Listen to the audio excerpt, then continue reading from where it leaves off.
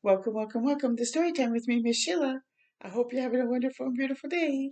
Today's story is called The Fantastic Flying Books of Mr. Morris Lessmore. Oh, isn't this so interesting? And look at from the picture, you see books flying all around. Oh, isn't that incredible? So let's find out what happens. Morris Lessmore loved words. He loved stories. He loved books. His life was a book of his own writing, one orderly page after the other. He would open it every morning and write of his joys and sorrows, of all that he knew, and evenings that he had hoped for. Oh, and everything that he hoped for. There he is, reading and writing. Look at all those books. But every story has its upsets. One day the sky darkened and the winds blew and blew. Looks like a tornado. Woo-hoo. Or a hurricane. Probably more like a tornado though, because you see everything flying like that. Everything Morris knew was scattered, and even the words of his book. Look at all the letters in the book are disappearing. Oh, oh no, look at his house went upside down. He didn't know what to do or which way to go. So he began to wander and wander. There he is, leaving his home.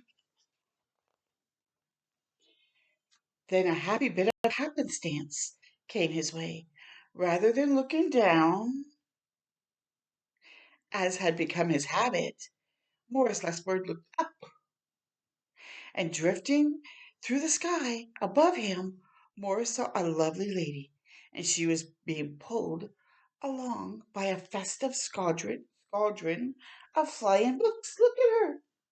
And even her skirt has letters on it, almost like a hot air balloons. Morris wondered if his book could fly, but it couldn't. It would only fall to the ground with a depressing thud. The flying lady knew Morris simply needed a good story. So she sent him her favorite. The book was an amiable fellow and urged Morris to follow him. So look at the book she sent him. It's with Humpty Dumpty.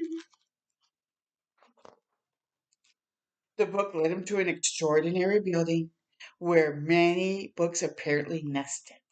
Oh, and look at they're all flying out. Interesting.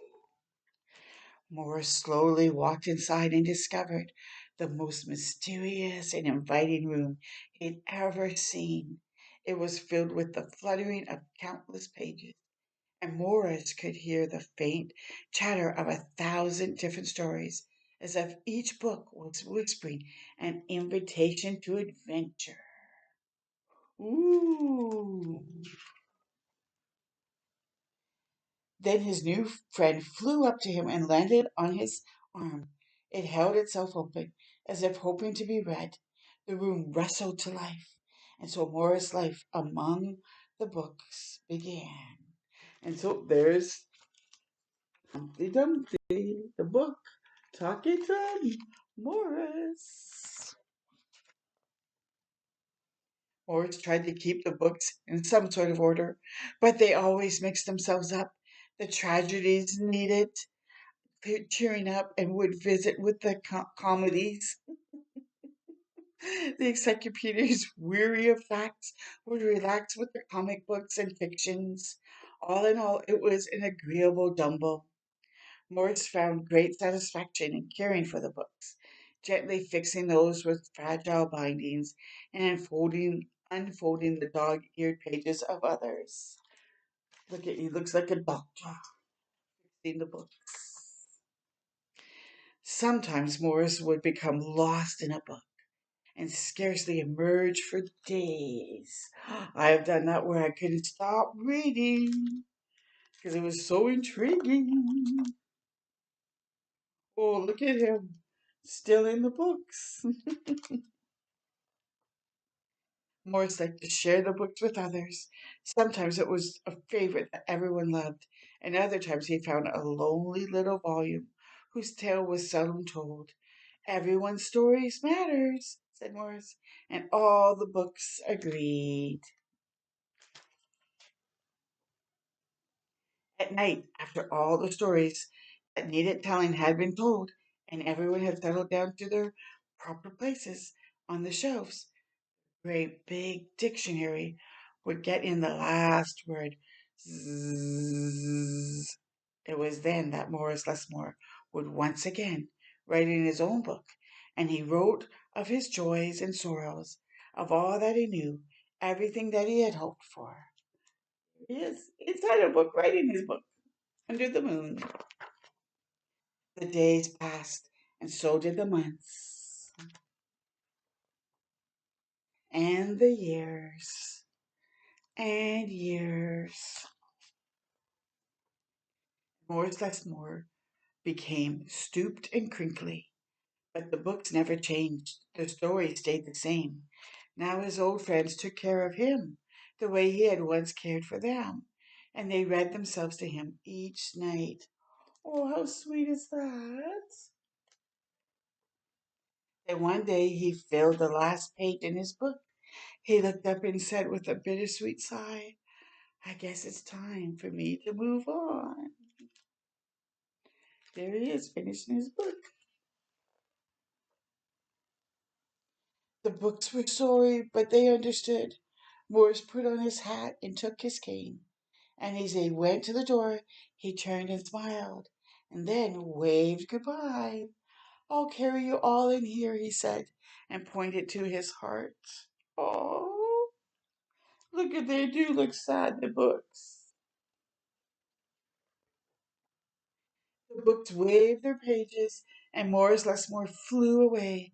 And as he flew, he changed back to the way he'd been that long ago day when they all first met. Look at it's just like the lady that he met that was flying away with all her books.